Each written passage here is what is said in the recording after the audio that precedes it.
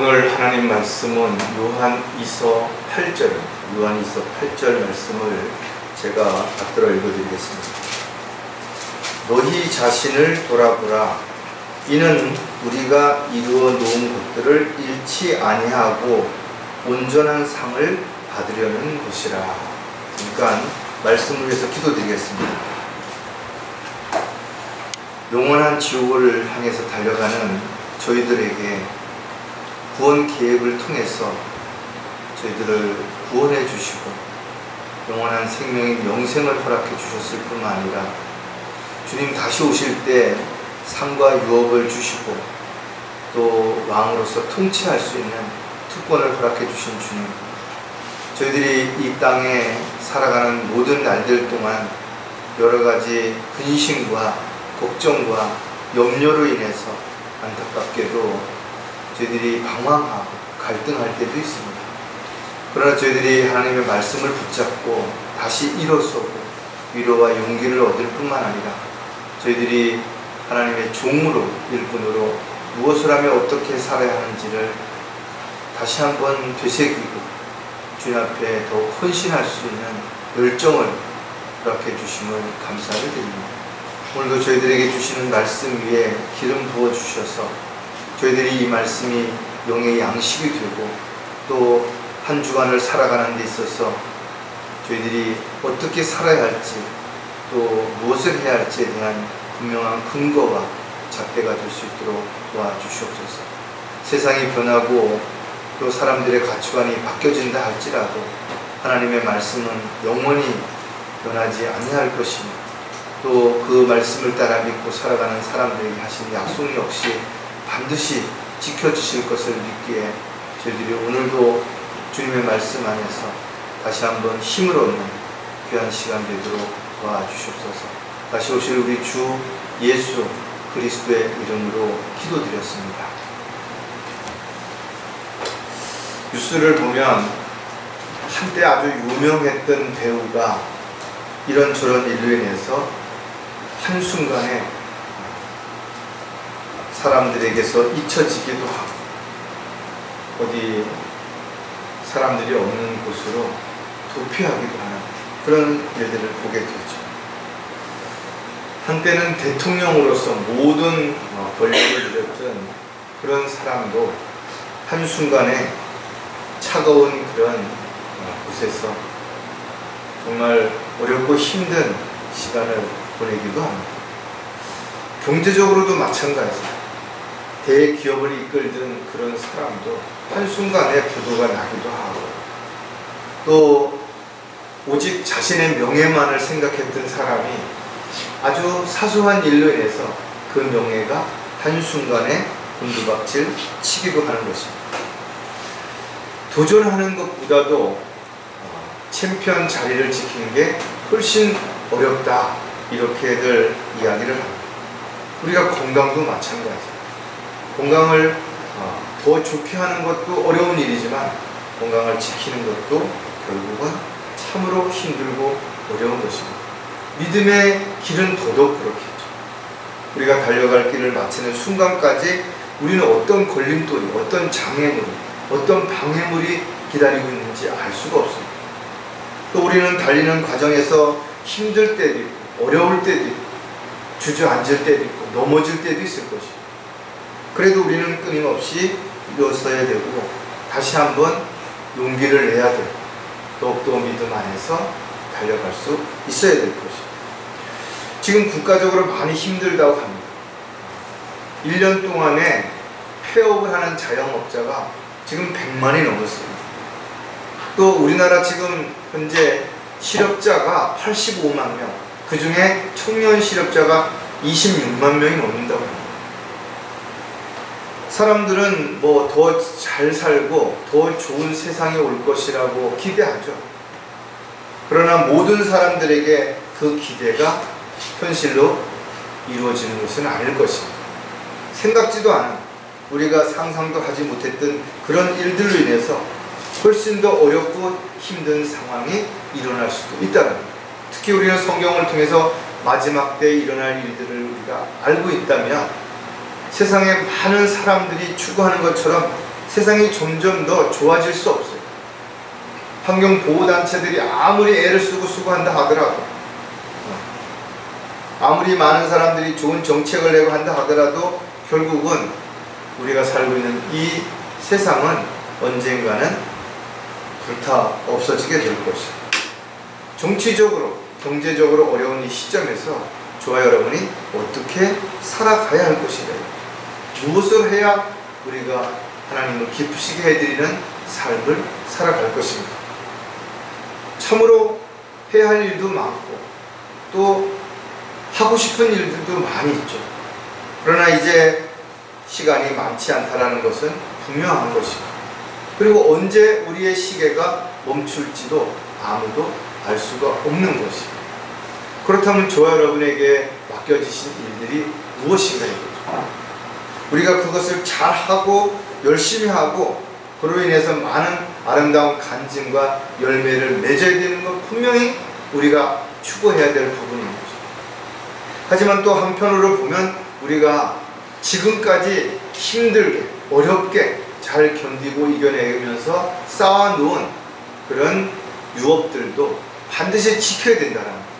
왜냐하면 우리가 쌓아놓은 이런 유업들이 우리의 행위를 통해서 우리가 하나님 뜻과 계획에서 벗어나고 원칙에서 벗어날 때 우리는 그 유업을 다 이룰 수 있기 때문에 그런 것이에요.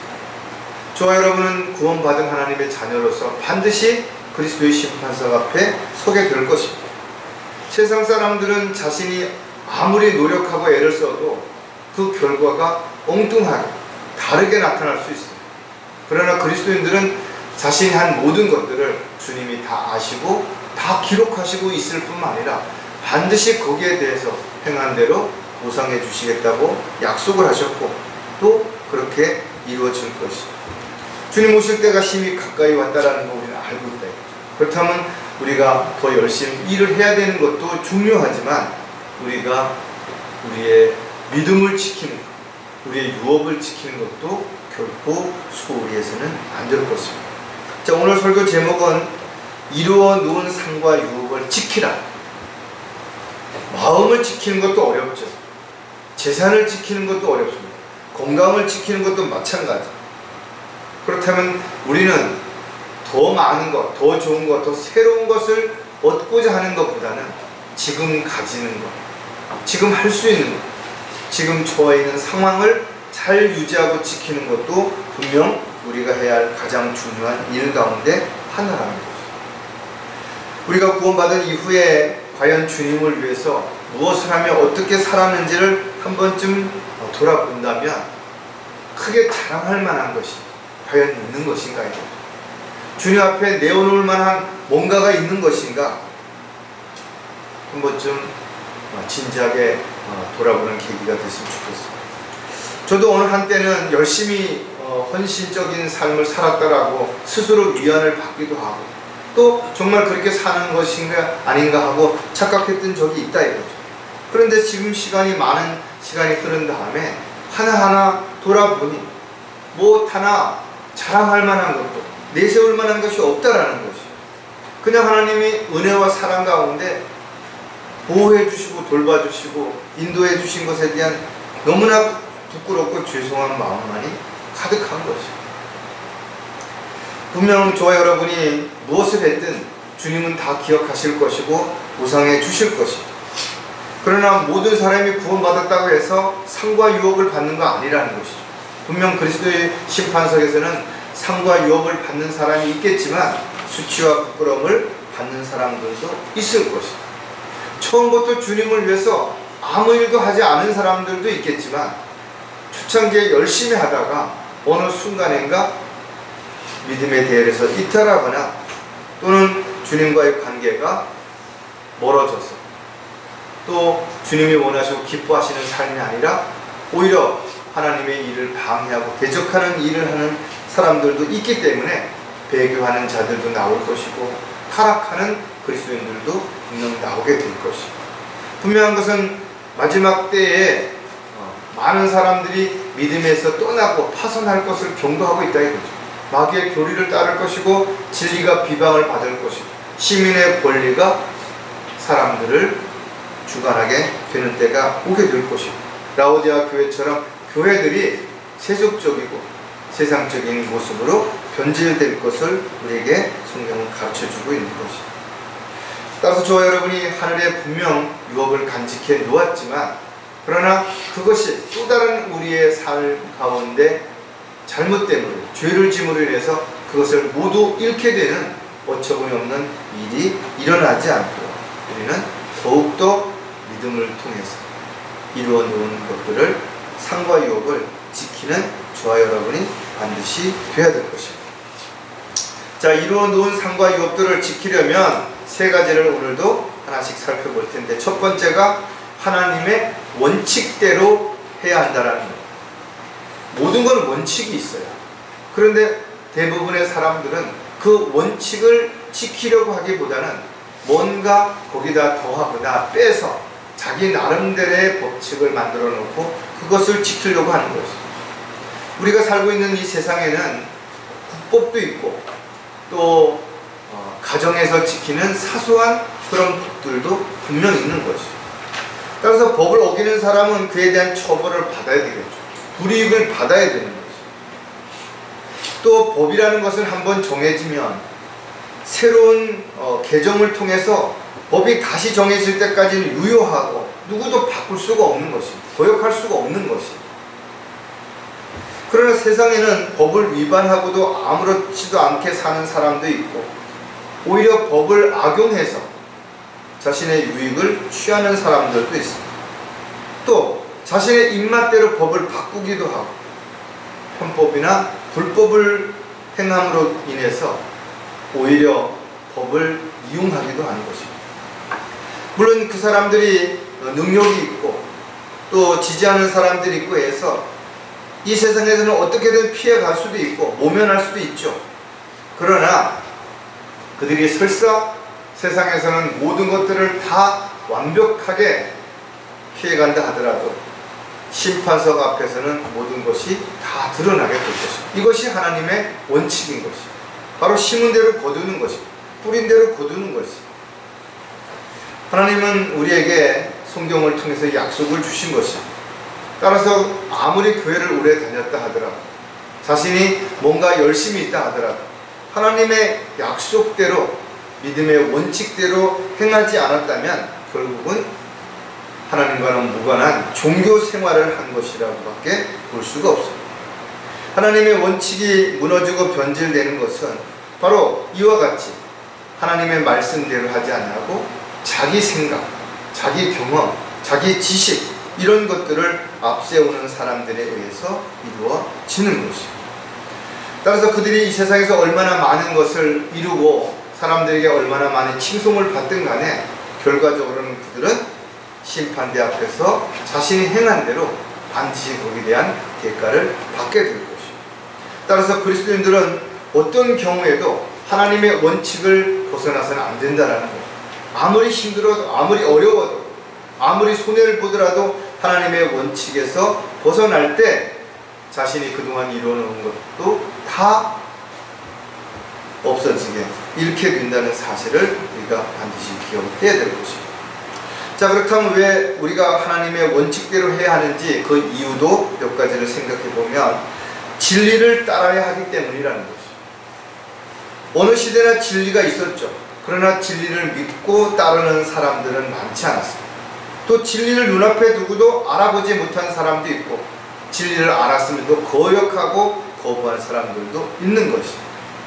하나님의 약속은 변함이 없지만 과연 지금 하나님을 믿는다고, 사랑한다라고 말하는 사람들 가운데 철저하게 자신을 부인하고 십자가를 지고 주님을 따르려고 하는 사람들이 얼마나 되는 것일까요?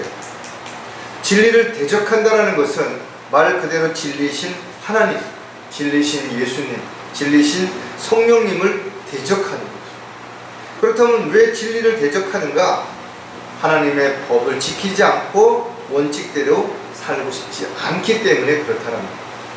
자, 로마서 1장 25절을 보면 이는 그들이 하나님의 진리를 거짓말로 바꾸어 피조물을 창조주보다 더 경배하고 섬겼습니다. 하나님은 영원토록 찬양받으실 분이로다. 아멘.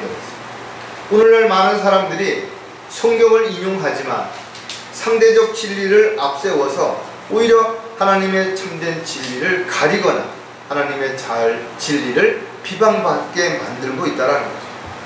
진리가 없는 이 세상의 지식은 하나님을 대적하기 때문에 오히려 많은 지식을 가진 사람들이 하나님을 대적하는, 하나님을 거역하는 그 일에 앞장을 서고 있다는 거죠. 그럼에도 불구하고 저와 여러분은 알고 있다 이거죠.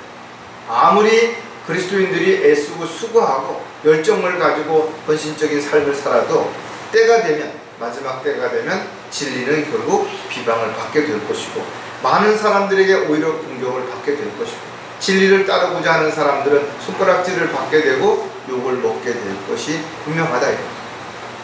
성경은 진리가 아닌 것들은 모두 비진리라고 우리에게 가르쳐 주는 것입니다. 따라서 그가 누구이든 간에 비진리를 믿고 따르고 실행하고 있다면 그는 진리를 대적하는 자가 되는 것이죠. 따라서 저와 여러분은 진리를 말하고 진리 안에서 행하고 진리 안에서 우리가 주님께 영광을 돌려드리는 삶을 살아야 되는 것입니다. 오늘 암송 구절처럼 은혜를 끼치는 말을 하는 저와 여러분이 반드시 되어야 되는 것입니다. 따라서 어떤 이유로든 간에 마지막 때에 진리를 대적하게 된다면, 진리를 저버리게 된다면 그는 자기가 이루어 놓은 상과 유업도 모두 잃게 될 것입니다. 자, 하나님의 원칙대로 해야 하는 두 번째 이유는 뭔가 하면 명령에 순종해야 하기 때문이라는 것입니다. 법은 모든 사람들에게 질서를 바로잡게 하고 또 연약한 사람들을 보호하고 또 불이익을 당하는 사람들이 없도록 유익을 주기 위해서 만들어진 것입니다. 그런데 그 법을 만든 국회의원들이 오히려 전과자가 많이 있는 것입니다. 더 나아가서 그들은 지금도 법을 교묘하게 어기고 자기의 유익을 취하고 있다는 겁니다. 왜?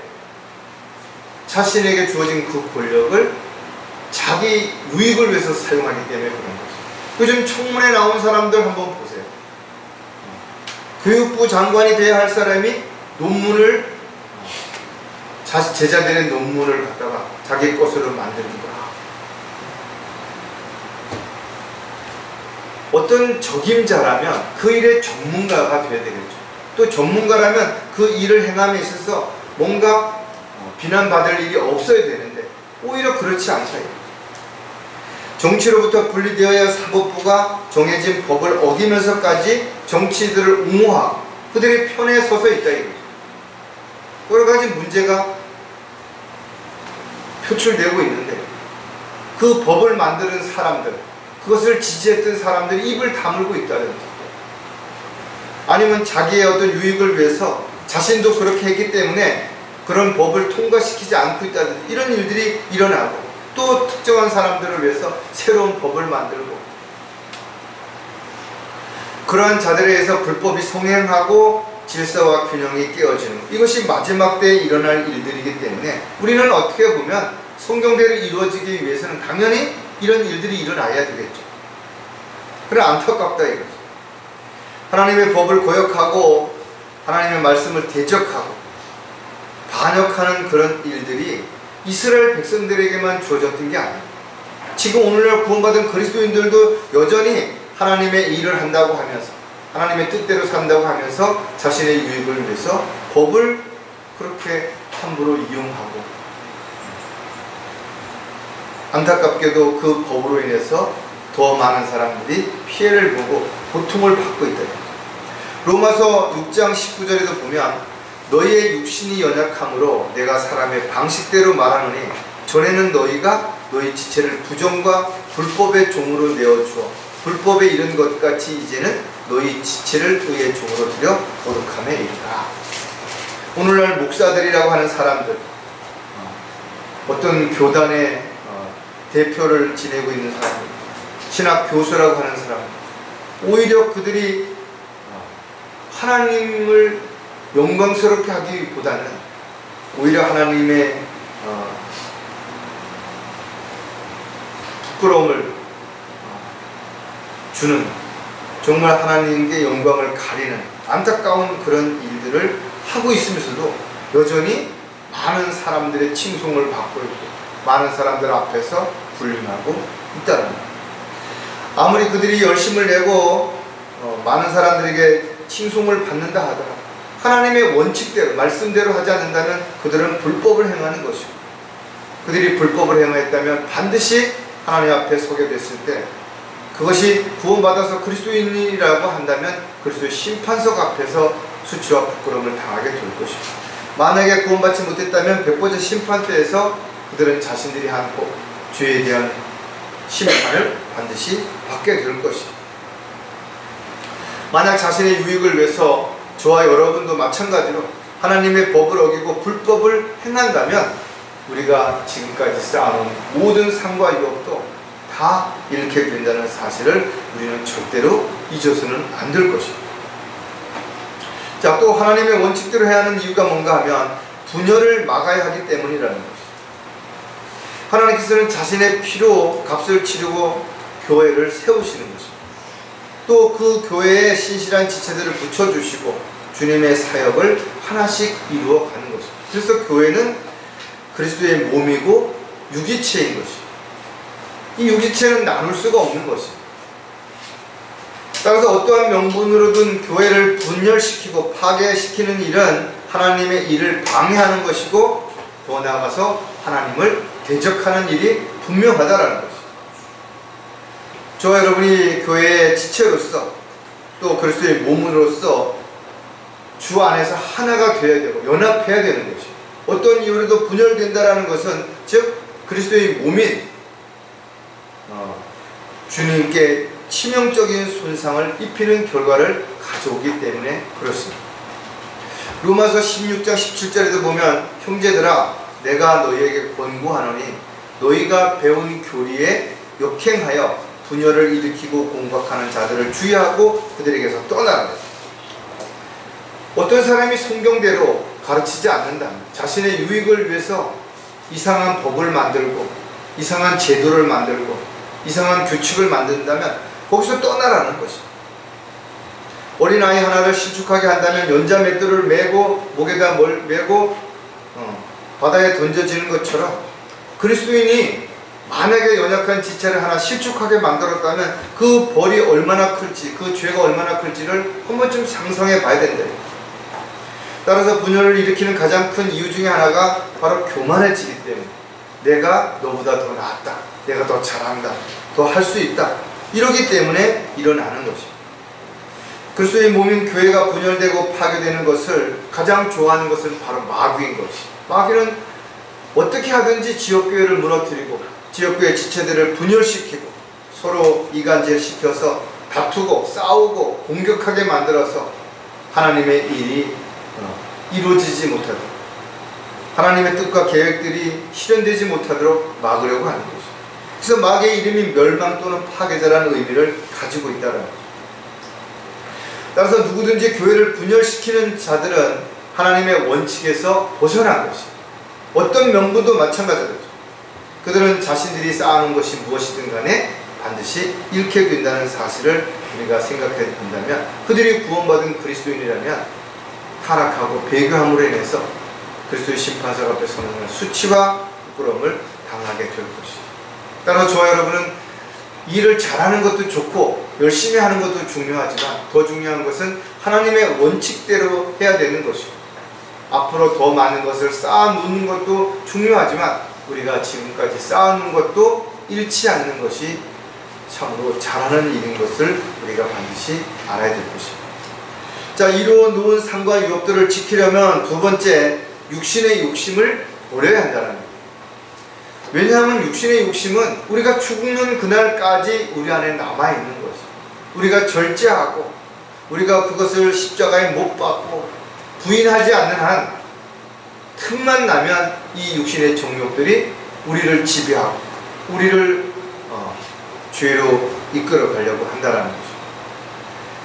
가장 많은 사람들이 믿음의 대열에서 이탈하고 하나님의 원칙에서 벗어나는 이유가 뭐냐 이거죠. 바로 욕심 때문에 그런 거죠. 자신의 욕심을 채우기 위해 세상을 바라보고 세상에 있는 것들에 마음을 두고 사랑하기 때문에 그렇게 되는 것이죠. 성경은 왜 우리가 이 세상에서 살만하지 못한 것인가 분명히 이유를 알고 있대. 왜? 세상의 신이 바로 사탄이기 때문에 그런 거예요. 그래서 성경은 우리에게 끊임없이 이렇게 권면하는 것이에요. 나그네여 순례자처럼 그렇게 살아라는 거예요. 그래서 베드로는 각 사람의 행위에 따라 판단하시는 분을 너희가 아버지라 부른다면 나그네 시절을 두려움 속에서 지내라는 것입니다. 또 타국인 같고 순례자처럼 살려면 혼을 거슬려 싸우는 육신의 정욕들을 멀리하라는 것이죠. 우리가 성령을 따라 살아갈 때 육신의 정욕을 이루지 아니할 수 있는 것이죠. 따라서 저와 여러분이 내면 깊숙이 가라앉아 있는 이런 죄된 성품들이 겉으로 표출이 되게 되면 결국은 죄를 짓게 되고, 그 죄를 짓는 이후에 하나님과의 관계가 멀어지고 주님의 도구로 일꾼으로 쓰임받지 못하는 결과를 초래하게 되는 것이죠.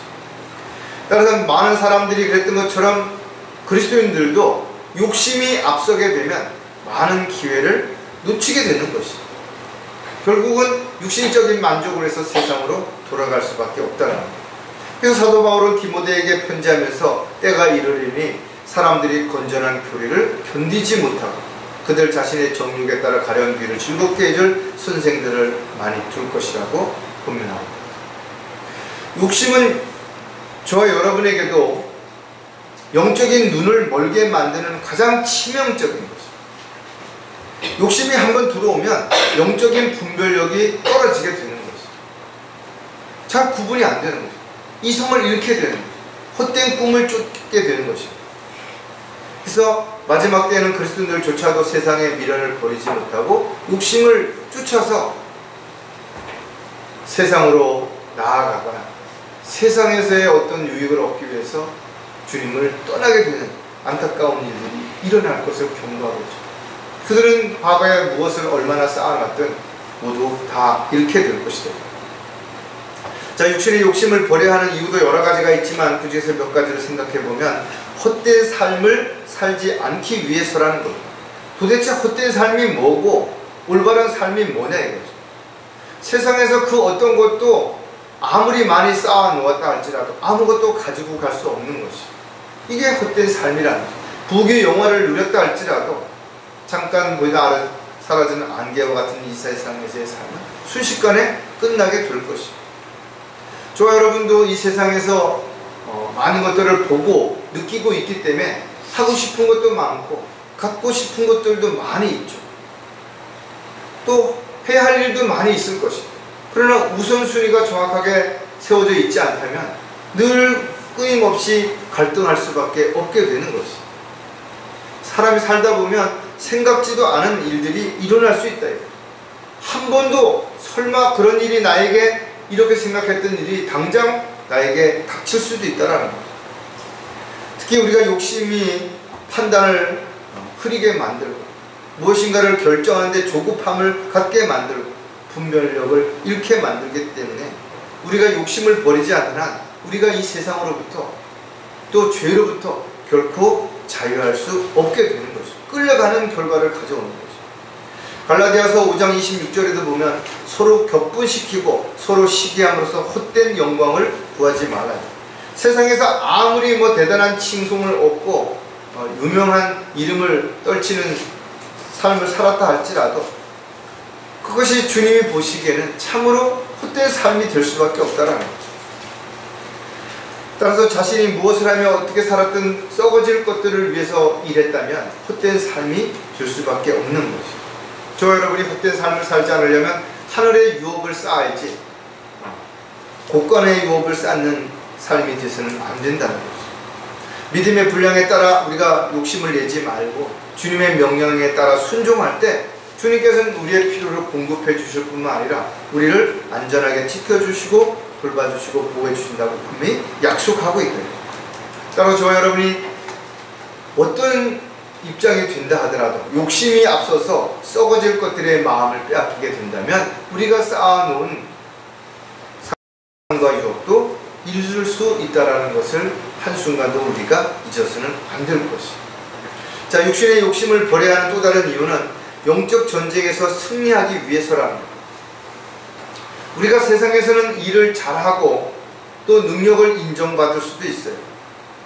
그러나 모든 일을 다 잘할 수는 없겠죠. 누구에게나 다 칭찬받을 수는 없을 것입니다. 특히 구원받은 그리스도인들은 세상 일보다 영적인 일은 영적으로 해야 되기 때문에 세상적인 능력이나 열정을 가지고는 할 수 없는 일들도 얼마든지 있다는 거예요. 저와 여러분은 매일 전쟁 속에서 살아가고 있는 거죠.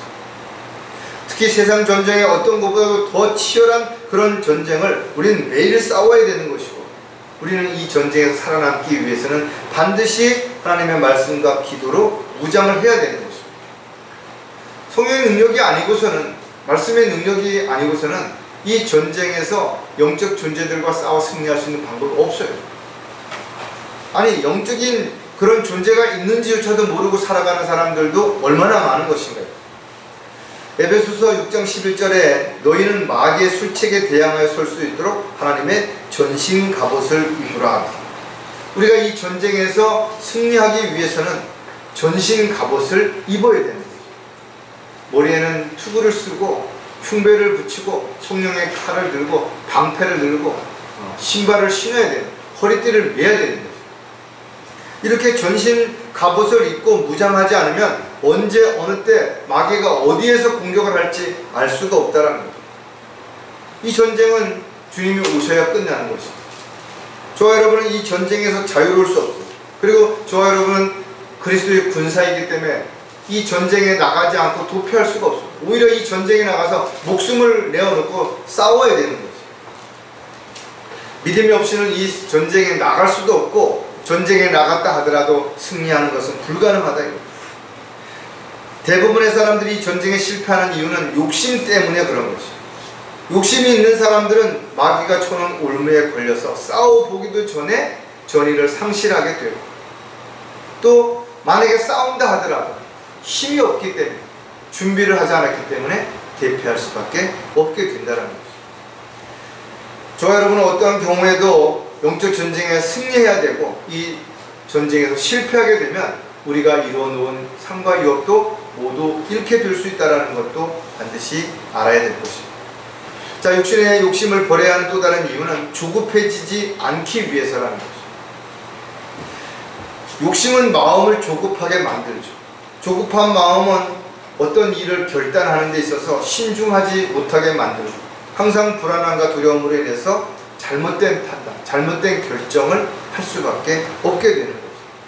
그래서 많은 사람들이 어떤 질병에 걸리면 막 조급한 나머지 귀가 얇아져서 이 사람 저 사람의 이야기를 듣고 이랬다 저랬다 오히려 더 큰 상처를 입거나 더 질병이 악화되는 경우가 많이 있는 것이죠.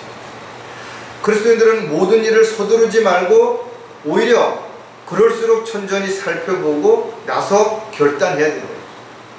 하나님께서 원하시는 일이라면 우리가 반드시 그 일을 이루어가기 위한 도구가 될 수 있다는 거죠. 절대로 서둘러서 내가 앞서가는, 내가 먼저 시작하는 일이 일어나서는 안 되는 것이죠. 왜? 우리는 종으로서 주님이 원하시는 때에 원하시는 방법으로 원하시는 길을 가야 하기 때문에 그렇다는 거죠. 그러나 욕심이 앞서게 되면 내가 원하는, 내가 하고 싶은 일을 하면서도 하나님의 뜻이라고 착각하게 된다는 거죠. 하지만 반대로 욕심을 버리게 되면 우리는 마음의 평안과 여유를 얻을 수 있고 보다 정확하게 우리가 분별할 수 있는 결과를 가져오는 거죠.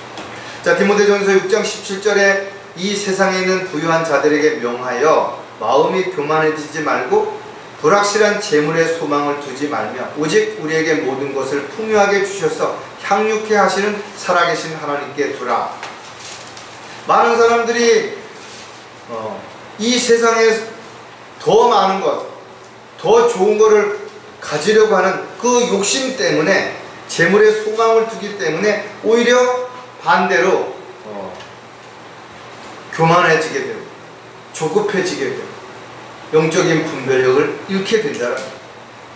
하나님의 부르심을 받은 하나님의 일꾼들은 주님의 인도하심에 따라 순종하며 주님께서 주신 것들을 잘 향유하고 또 주님을 기쁘시게 해드리는 삶을 통해서 하나님께 영광이 되는 그런 삶을 살아가야 되는 것입니다. 그것이 저와 여러분에게 주어진 종료, 일꾼으로서의 역할 가운데 하나가 되는 것입니다. 어떠한 경우도 미리 걱정할 필요 없어요. 염려할 필요 없다. 왜? 주님은 우리를 버리지도 아니하시고 외면하지도 않으신다고 약속하고 있기 때문에 그렇습니다. 절대로 욕심이 앞서서 주님이 아닌 세상을 살아간다. 세상에 있는 것들을 바라보고 헛된 꿈을 꾸지 말아야 되는 이유는 주님이 우리와 함께 하시는 것입니다. 우리의 모든 것을 책임져 주겠다고 약속하신 것입니다. 하지만 이와 같은 신뢰가 깨어지게 된다. 의심이 생기게 되겠죠. 그럼 마음이 조급해지게 되고 결국은 하나님이 아닌 세상의 무엇인가를 바라보고 의지하고 신뢰하다 보니까 쌓아놓은 상과 유업도 다 잃게 되는 결과를 가져올 수도 있다는 겁니다. 자, 마지막으로 이루어놓은 상과 유업을 지키려면 달려갈 길을 잘 맞춰야 한다는 거죠. 많은 사람들이 마라톤 또는 철인 3종 경기에 참여하죠. 그러나 완주하는 사람들은 의외로 많지가 않은 것입니다. 왜? 이 길이 너무 멀고 험난하고 고통과 장애물과 위험이 많이 있기 때문에 그런 것입니다. 저와 여러분이 달려가고 있는 이 믿음의 경주는 마라톤보다 훨씬 더 힘들 수도 있어요. 그래서 많은 사람들이 힘차게 출발을 했지만 이런저런 이유와 핑계를 앞세워서 세상으로 돌아갔다 이거죠. 믿음의 대열에서 이탈했다는 것이. 달려갈 길에서 멈추고 쓸데없는 곳에 기웃거리고 있는 사람들이 얼마나 많은 것인가 이거죠. 많은 사람들이 구원받은 이후에 영적으로 잘 성장해서 하나님의 귀한 도구로 일꾼으로 쓰임받으면 얼마나 좋겠어요.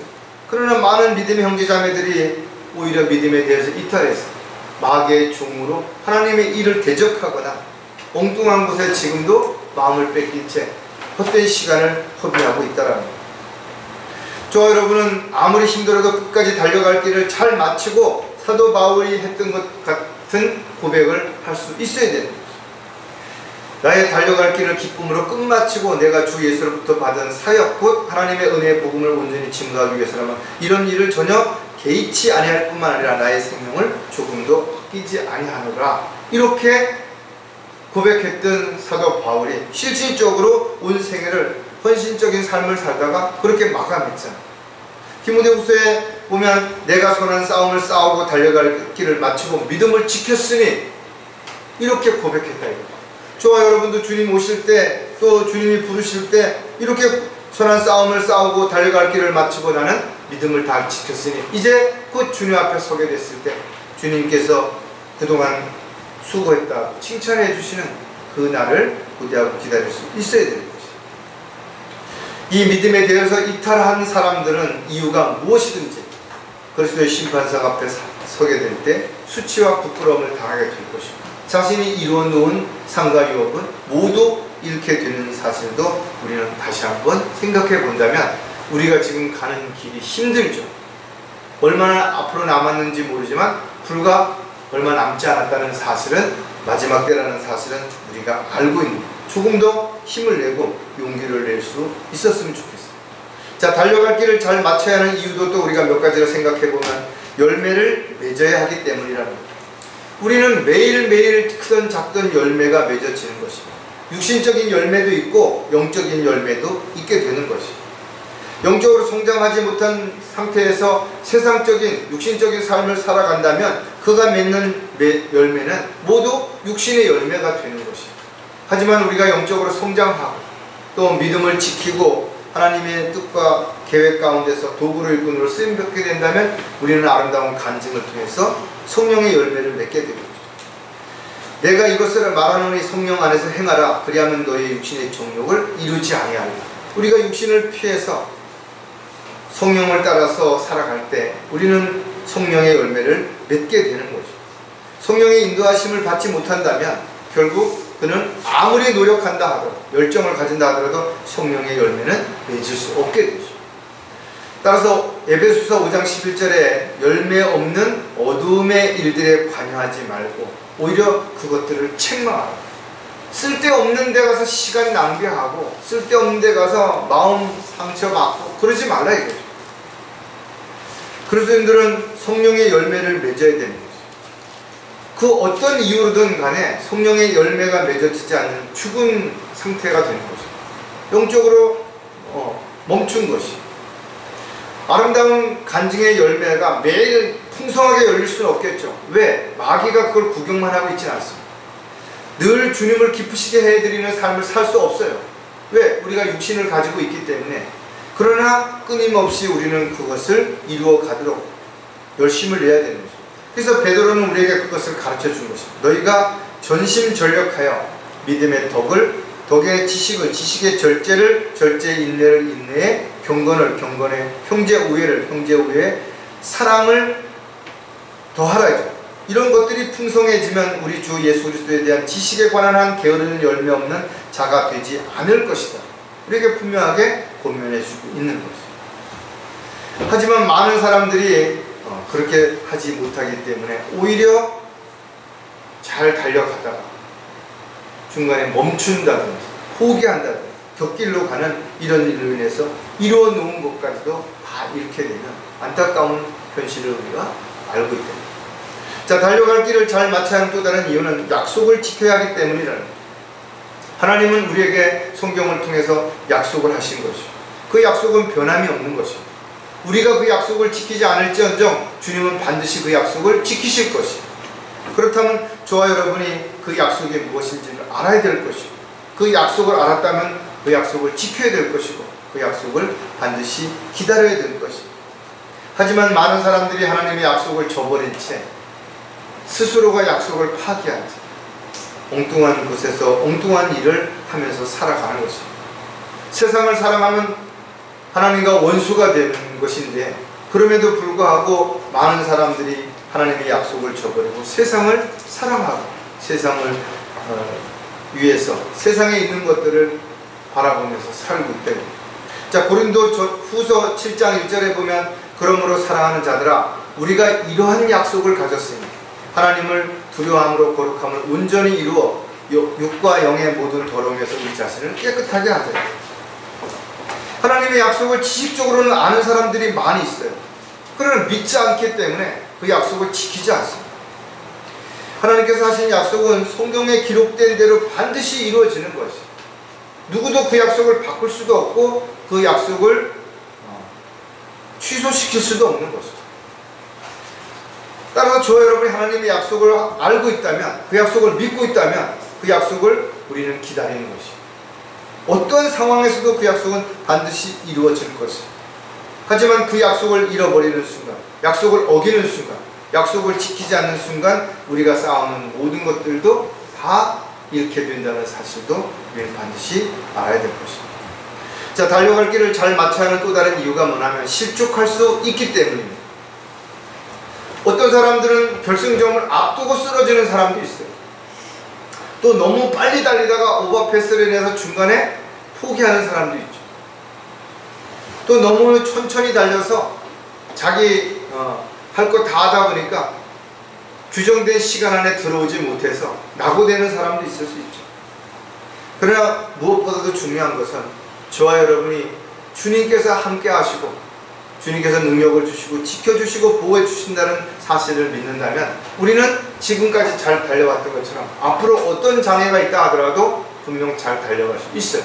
왜?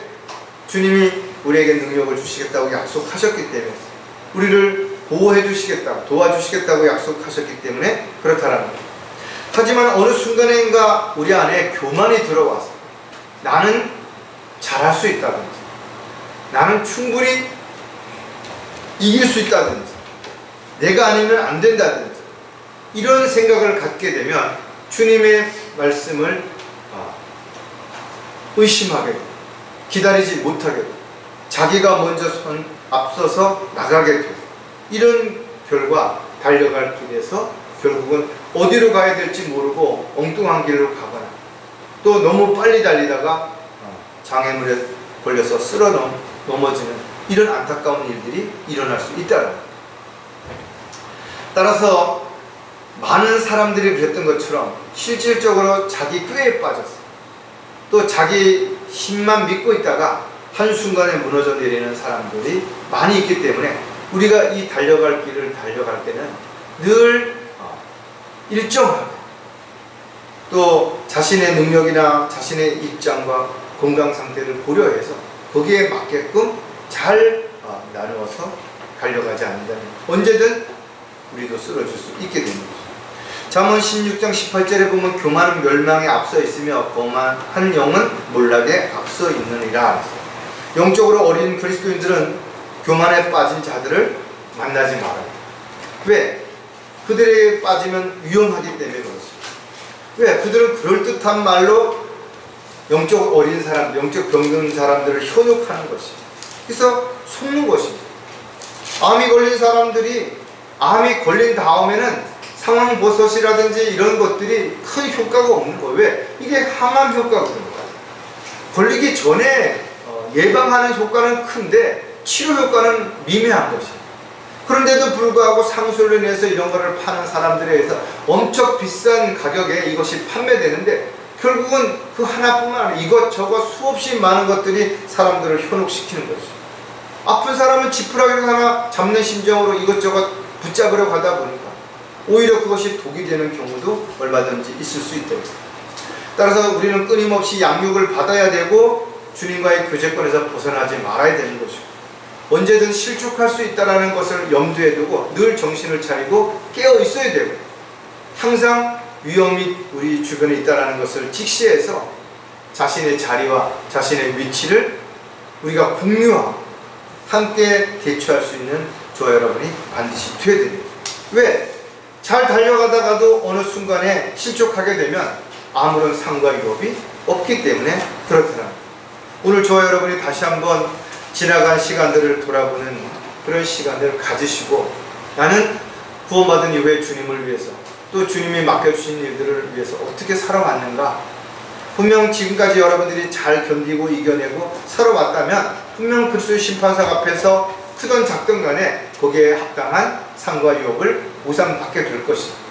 하지만 우리가 앞으로 남은 시간들 속에서 이것을 잃을 수도 있다는 사실을 반드시 한 번쯤 생각해 본다면 더 많은, 더 열심히, 더 주님을 기쁘시게 해야 되는 일들을 많이 하면서 살아야 되겠지만 또 한편으로는 우리가 지금까지 하면서 쌓아놓은 것들이 잃어버리지 않도록 지키는 것도 우리가 분명히 올바른 신앙생활 속에서 한 부분을 차지한다는 것을 꼭 기억하는 저와 여러분이 되시기를 주님의 이름으로 부탁을 드리겠습니다. 기도하겠습니다.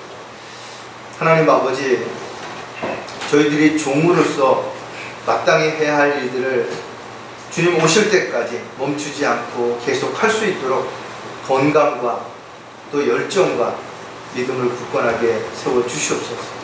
뿐만 아니라 저희들의 욕심으로 인해서 또 교만으로 인해서 저희들이 이미 쌓아놓은 것을 하루아침에 잃어버리는 어리석은 자가 되지 않도록 또한 저희들이 정신을 차리고 깨어있는 마귀의 유혹에 미혹에 넘어가지 않도록 저희들을 늘 주님 함께 해주시옵소서.